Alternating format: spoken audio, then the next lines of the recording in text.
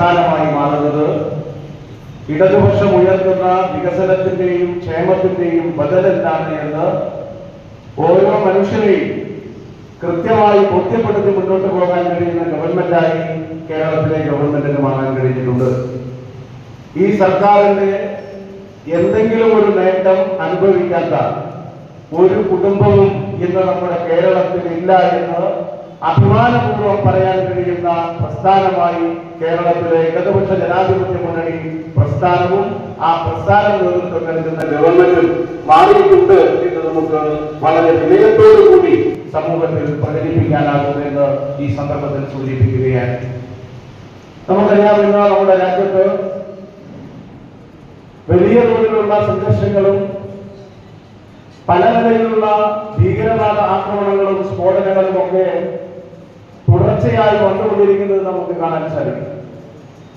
രാജ്യത്തെ ഗവൺമെന്റ് ജനങ്ങൾക്ക് അവരുടെ ജീവിതത്തിന് സുരക്ഷിതത്വം നൽകാൻ ബാധ്യതപ്പെട്ട ഗവൺമെന്റാണ്.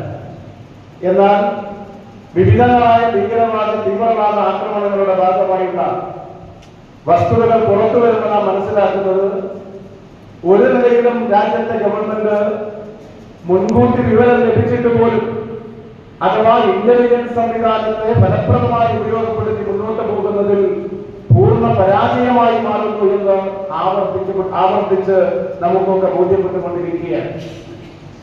പഹൽഗാം ഭീകരാക്രമണത്തിന് ശേഷം കഴിഞ്ഞ ആഴ്ചയാണ് ഡൽഹിയിൽ സ്ഫോടനം നടന്നത്.